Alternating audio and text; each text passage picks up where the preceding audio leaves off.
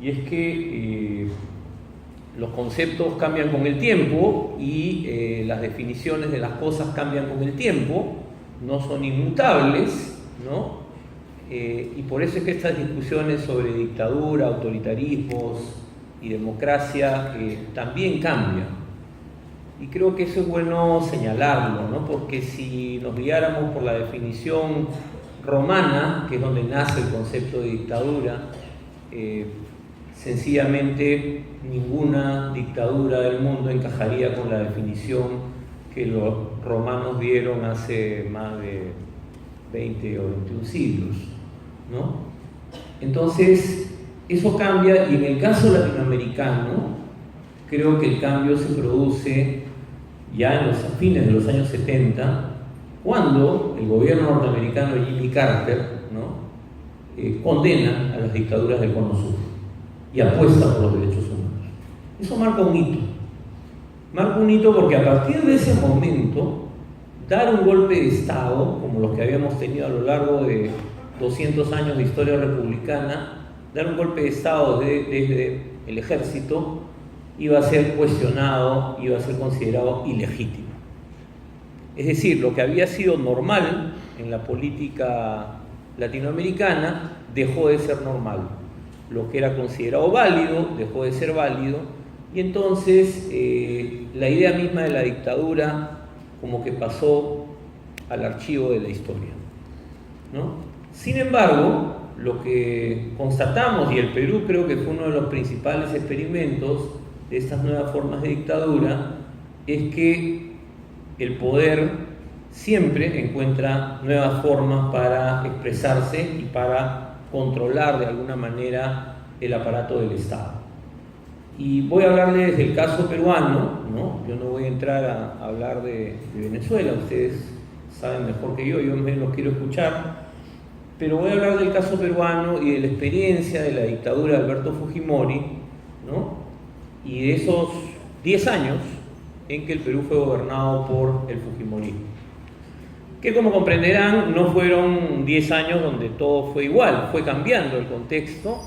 El Perú vivía en el momento en que Fujimori es electo, la más grave crisis de su historia republicana. Un proceso de hiperinflación que hacía, bueno, acá también sé que los precios suben muy seguido, pero que hacía que cada 2 horas los precios subieran, ¿no? La hiperinflación peruana llegó a ese nivel. Es decir, lo que costaba 100 soles a las 8 de la mañana, costaba 400 soles al mediodía y 1000 soles a las 6 de la tarde.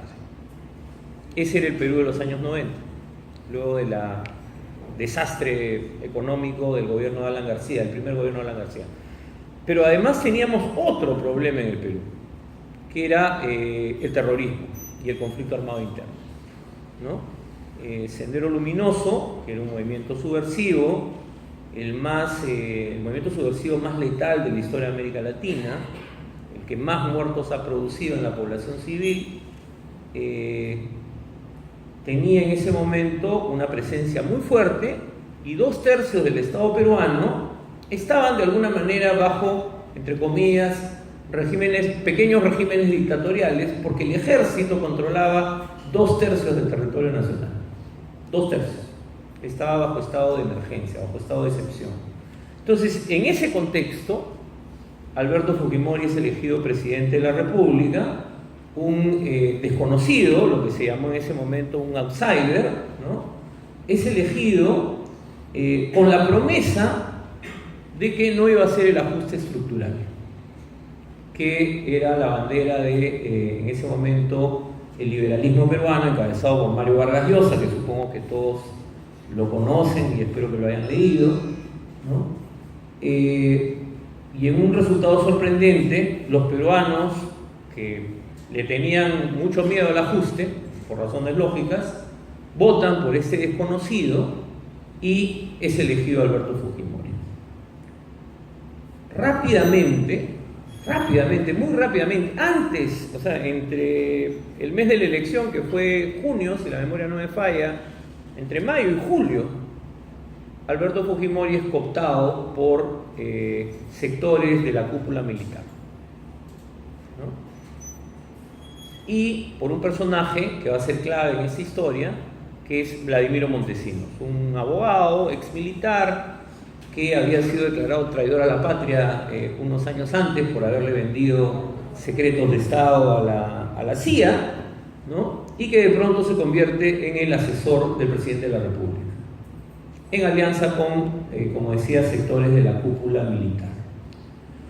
Los 2 primeros años del gobierno de Fujimori, del 90 al 92, hasta el autogolpe, son 2 años bien interesantes en términos políticos. Los peruanos ya casi nos hemos olvidado de ese periodo, que fue un periodo democrático, ¿no? Porque lo que empezó a construir Fujimori, y esto es clave y para quienes trabajan comunicación más importante todavía, lo que empezó a construir fue un discurso que iba a legitimar el golpe y que iba a legitimar la dictadura. Y el discurso se fundaba en que la clase política estaba caduca, la clase política era corrupta, la clase política era incapaz, la clase política era ineficiente, agréguenle cualquier calificativo negativo que quieran. Pero no solamente la clase política era corrupta, ineficiente, etc., sino que la política era corrupta, la política era mala, hacer política era malo. Lo que había que hacer era hacer cosas que dieran resultado.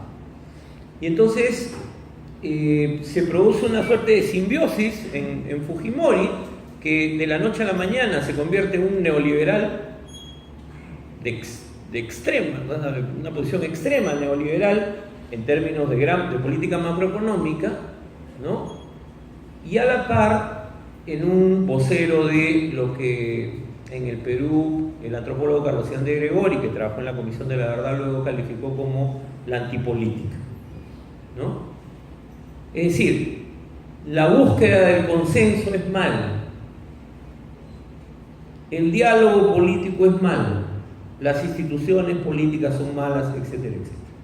Entonces no era solamente un cuestionamiento a la corrupción de Alan García, que está largamente documentada, al habitual fraccionamiento de la izquierda peruana, que siempre se dividía en varios grupos, o a la incapacidad de la derecha peruana para responder en los inicios de los años 80 con Belaúnde a la violencia, sino que era un cuestionamiento a la política misma.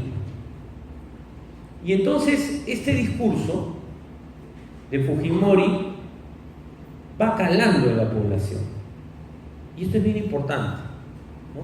Va calando en la población y se va convirtiendo en un sentido común que hasta ahora en el Perú existe.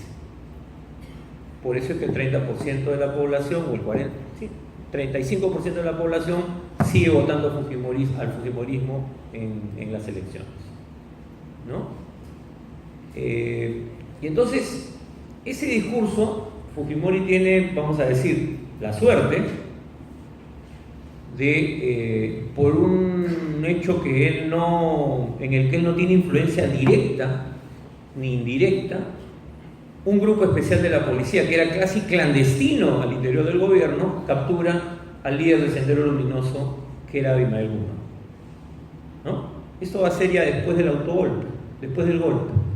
Pero esa captura va a ser lo que va a consolidar aún más a Alberto Fujimori, que se roba la derrota de Sendero Luminoso, ¿no? Entonces, todo el primer periodo, los primeros 2 años del gobierno de Fujimori, como digo, ¿no?, que es el previo al golpe, el tema central es el cuestionamiento a la política, ¿no? Y se comienza a montar un aparato de control político y de represión con la excusa de la lucha contra la subversión para empezar a perseguir opositores. Y este aparato de control político, que se va a perfeccionar luego, va a incluir no solamente temas como amenazas contra la vida de las personas o de dirigentes políticos, intentos de atentados, sino que va a incluir, nuevamente los medios son un elemento clave, ¿no?, en campañas de desprestigio. Es es elegante decir desprestigio, campañas de demolición de opositores, ¿no? Les pongo un ejemplo. En el Perú, uno de los principales diarios de oposición se llamaba La República, era dirigido por un empresario de izquierda, peruano, piurano, del norte del Perú, se llamaba Gustavo Mome, ya falleció, ¿no? Entonces, ¿qué cosa hacía el fujimorismo? Publicaba un pasquín que aparecía durante un mes y no volvía a aparecer más, que se llamaba no La República, sino La Repúdica. ¿Y qué cosa aparecía en este pasquín? Que solamente era una portada en realidad, porque adentro había cualquier cosa.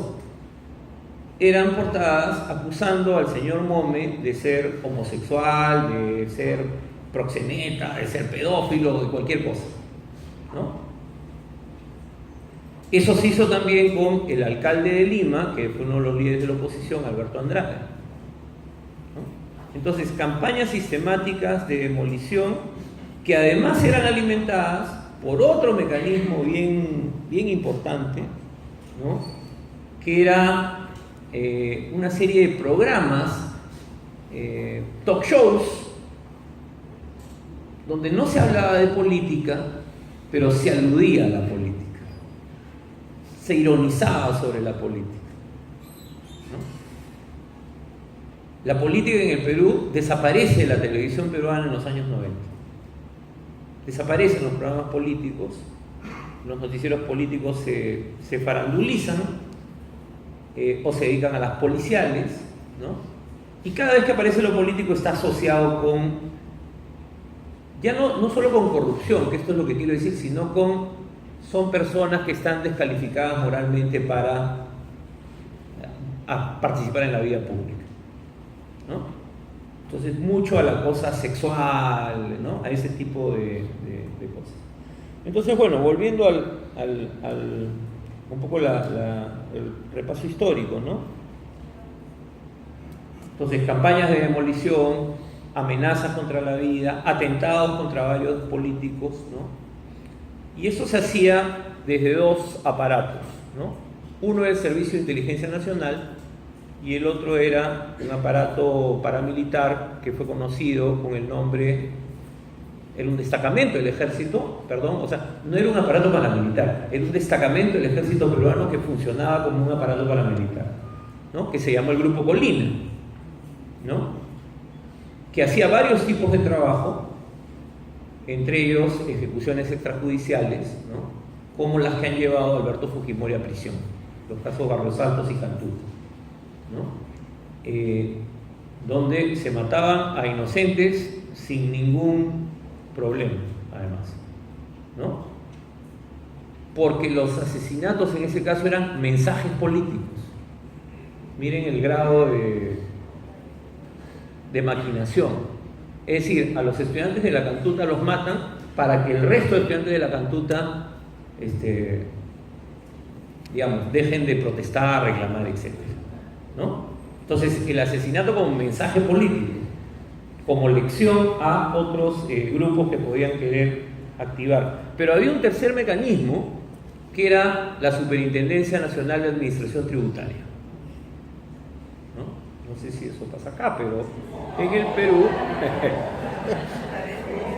Perú, la SUNAT es bien interesante porque es una institución que era considerada por los peruanos una de las más eficientes porque se moderniza, y en el Perú, que la gente no paga impuestos, la gente empieza a pagar.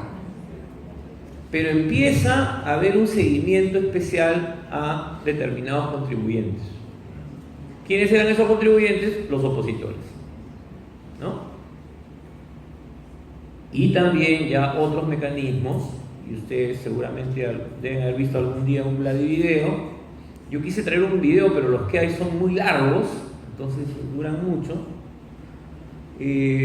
donde nosotros hemos visto en estos Vladivideos cómo se compraban a funcionarios, se repartían coimas, pero hay una serie de Vladivideos que nunca se han hecho públicos y que tienen que ver con la vida sexual de algunos políticos y empresarios peruanos. Es decir, se grababan, se seguían, se les sembraban, en fin, situaciones a determinados políticos y luego se les hacía llegar el video para que se quedaran tranquilos, ¿no? Entonces, este tipo de chantaje también existió en la época de Fujimori, ¿no? Ahora,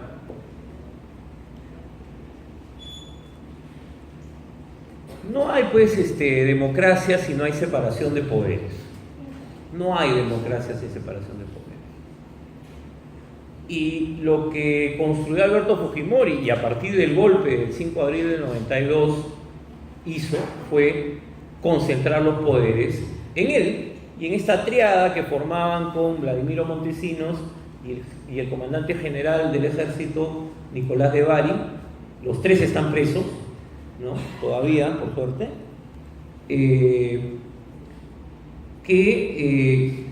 Al dar el golpe toman varias decisiones. Una, cerrar el Congreso, que era una medida popular porque la gente estaba harto de los políticos, ¿no? Eso hay que decirlo, porque el discurso contra la política había calado en la población. Y entonces cuando Fujimori dio el golpe, no sé si el 80%, pero la mayoría de los peruanos estaban de acuerdo con que cerraran el Congreso, ¿no? Pero además interviene el Poder Judicial. Y el Poder Judicial, a lo largo de todo el periodo de Fujimori, estuvo intervenido por una comisión especial, que era la que cortaba el jamón, como se dice, ¿no? Era la que tomaba las decisiones durante el gobierno de Fujimori. Y además disuelve, y no los vuelve a restablecer, a diferencia del Congreso, disuelve los gobiernos regionales, que eran unas estructuras que se habían creado a fines del gobierno de Alan García, ¿no? Con elección directa, y entonces esto es disuelto también. Fujimori tenía en su cabeza disolver los gobiernos locales, pero los gobiernos locales tenían una alta legitimidad en la población.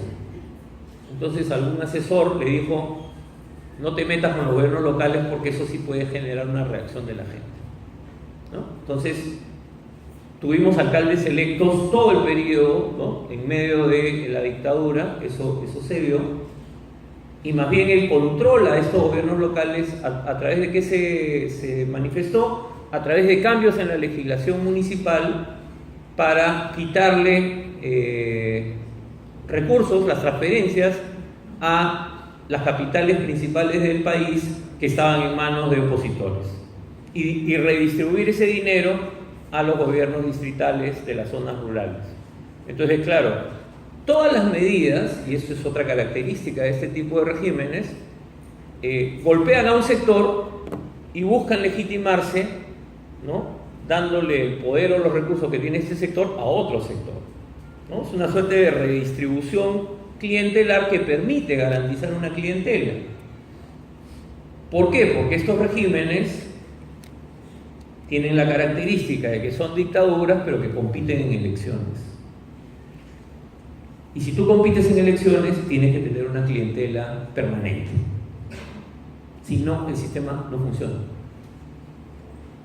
Esa es parte de la lógica, ¿no? Entonces, no es que le quito a todos los gobiernos locales, no, le quito a los opositores y se los doy a sectores que no tienen y que podrían ser parte de mi clientela. Esa fue la lógica en términos de los recursos.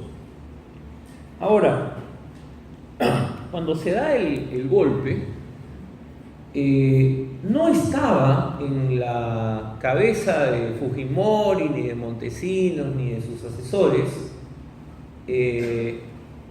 convocar un nuevo Congreso o elecciones al Congreso.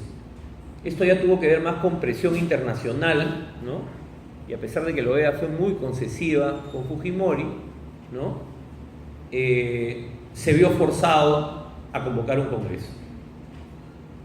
Porque en los días posteriores al golpe, lo que Fujimori más bien llama una suerte de asamblea ciudadana, ¿no? En una sala como esta, un montón de gente que todo el mundo hablaba al mismo tiempo, y ellos decían: no, esa es la participación ciudadana. Ese es otro elemento clave de estos regímenes, ¿no? Convertir a la participación ciudadana en un mecanismo de legitimación, desnaturalizándola, ¿no? y colocándolo en oposición al mecanismo representativo. Yo soy un ferviente creyente en la participación ciudadana, pero Fujimori justamente es el que instaura los referéndums en el Perú y los instaura como un mecanismo legitimador de sus políticas. Después lo quiere anular, pero él convoca un referéndum para la aprobación de la constituyente, de la constitución, ¿no? Y gana en una elección muy discutida, como fueron todas las elecciones que convocó Fujimori, ¿no? Ganó 52-48, 51-49, si no me equivoco, ¿no? En una elección muy discutida donde gana básicamente en Lima y pierde en el resto del país. Ese es el año 93. Pero entonces todo el proceso tenía una lógica de control. Ahora, ¿qué tienes que controlar?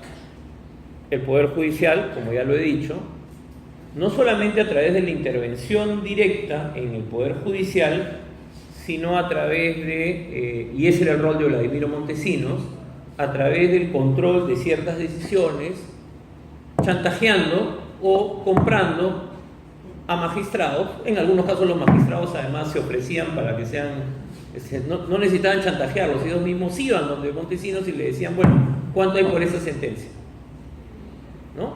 Se llegó a ese mecanismo, ¿no? Y eso está en los Vladimiros, ¿no? Eso por un lado. Segundo, el sistema electoral. El sistema electoral es clave.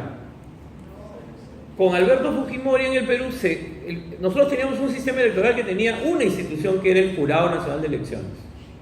Con Alberto Fujimori se divide el sistema electoral. Esta es otra característica de este tipo de regímenes.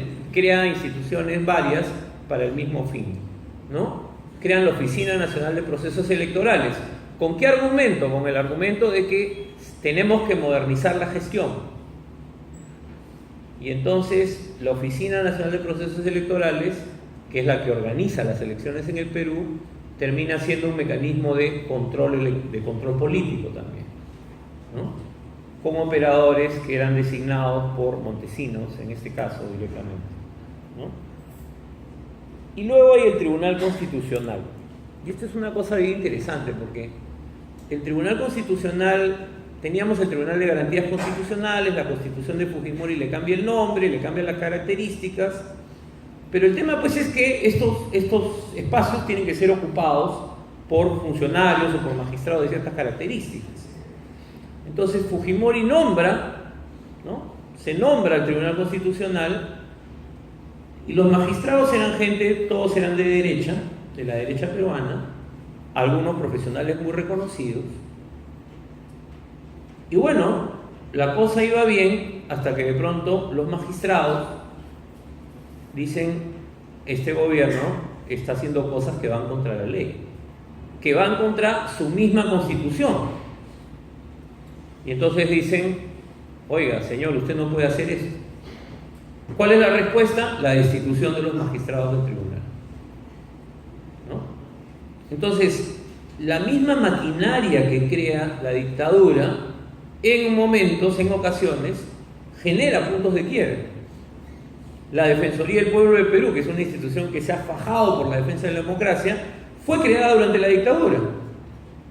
Y nombraron a un profesional destacado, se llamaba Jorge Santisteban, ya falleció, que había trabajado en Centroamérica, nadie lo conocía mucho, decían, bueno, no va a ser problema el señor. Pero de pronto, el señor Santisteban empieza a constatar que hay violaciones a los derechos humanos, que hay irregularidades en los procesos electorales municipales, las empieza a denunciar y entonces el gobierno empieza a querer sacarlo. No lo pudo sacar nunca en el caso del defensor, pero en general estos regímenes tienen como característica crear una nueva institucionalidad, pero a la vez ponerla en cuestión en cuanto esa nueva institucionalidad se sale del cauce que el régimen dictatorial en este caso quiere, ¿no? Porque la idea es que este régimen necesita incondicionales, no necesita magistrados probos, necesita gente que responda a las necesidades del momento. Y si la ley hay que cambiarla 30 veces para responder a las necesidades del régimen, se cambia. Esa es la lógica, ¿no? Entonces el Estado de Derecho, los abogados siempre usan ese término, ¿no?, deja de regir, ¿no? Entonces, lo que nosotros tuvimos fue, durante esos años, ya durante el periodo del golpe, esta permanente desestabilización de las instituciones. Para mí esa es la característica de este tipo de régimen, ¿no? Entonces yo digo, vamos a crear esa institución para que garantice la defensa de los derechos de las personas. En cuanto la institución empieza a defender los derechos de la persona, se dice, bueno, hay que quitarle el presupuesto a esta institución porque está atentando contra la estabilidad del régimen. Entonces todo se plantea en términos de gobernabilidad, que es una palabrita clave para estos regímenes, ¿no? Lo que importa es la gobernabilidad, todo lo demás está supeditado.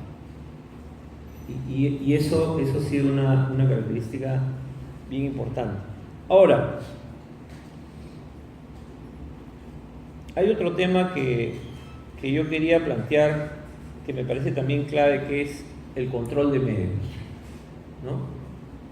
No hay democracia sin libertad de prensa, no hay. O sea, la libertad de prensa es fundamental. Y cuanto más medios y cuanto más opiniones discrepantes haya, más democracia hay. O sea, ahí no hay discusión. En el Perú hemos tenido largas discusiones sobre libertad de prensa y libertad de empresa, sí, ¿no? Y hay una crítica. Ahora en el Perú tenemos medios muy concentrados en algunas empresas. Pero si no hay libertad de prensa, simplemente no estamos en una democracia. Así de simple.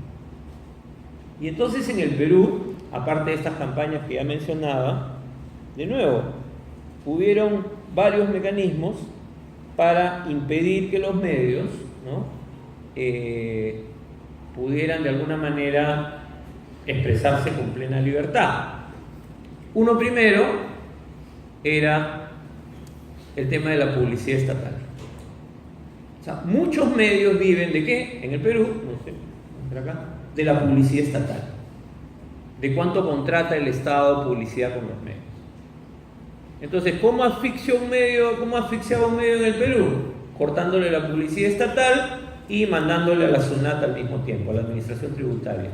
Con eso era como una tenaza. O sea, no te doy plata y te persigo con el tema tributario. Entonces, ¿esto a qué llevaba?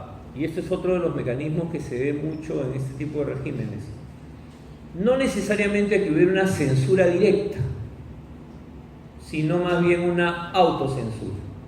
Es decir, medios que de pronto dejan de hablar de ciertos temas, ¿no?, limitan su intervención a algunos aspectos de la realidad, evitan criticar al régimen, ¿no?, empiezan a retirar a colaboradores que pueden ser críticos, y lamentablemente eso en el problema lo hemos ido viviendo en democracia. O sea, el problema se ha mantenido, ¿no?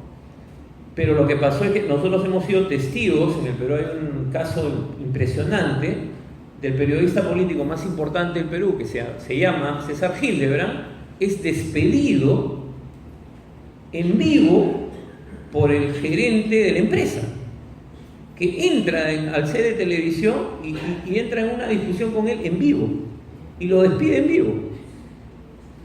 Es una cosa insólita, fue. Después de ese día, nunca más César Hildebrand volvió a la televisión peruana, ¿no? Entonces, como digo, eran mecanismos a veces muy sutiles, ¿no? O sea, ya no era pues el cierre de la clausura del diario, ¿no?, que era pues el clásico mecanismo de las dictaduras anteriores. O sea, hay una famosa revista peruana que se llama Caretas, no sé si alguna vez la han escuchado, ¿no?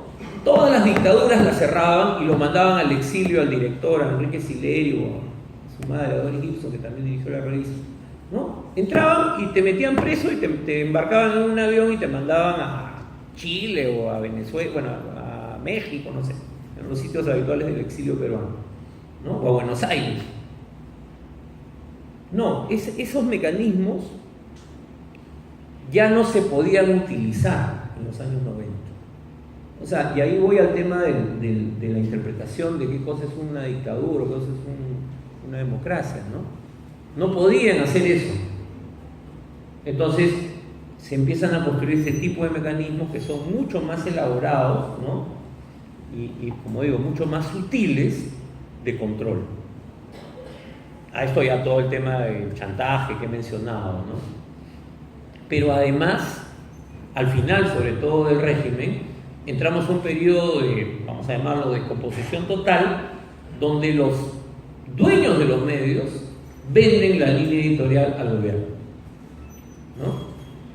Y en el Perú sigue siendo un escándalo que una vez detectado esto en el gobierno del presidente Toledo, ahí recién aparecieron esos videos, no se les cancelara la concesión a todas estas empresas. Todas las empresas habían vendido su línea editorial por plata constante y sonante, ¿no? Salían con sus bolsas de dólares de las oficinas del Servicio de Inteligencia Nacional. Pero ese es al fin, en los últimos 2 años sobre todo del gobierno.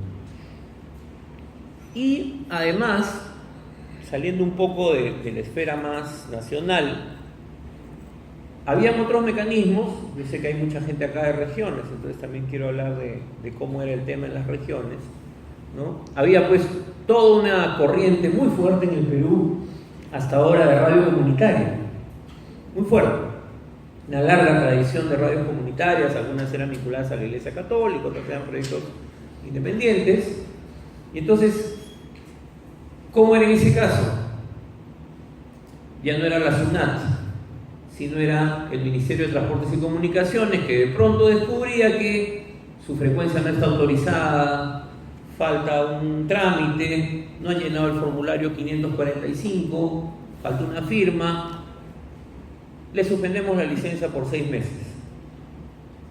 Y eso fue habitual, ¿no?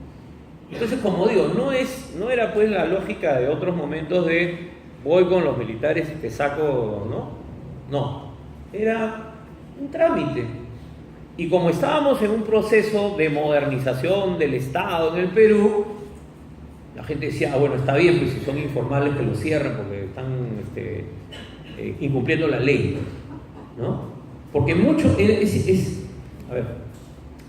discurso del fujimorismo era a los que se sanciona es porque incumplen la ley,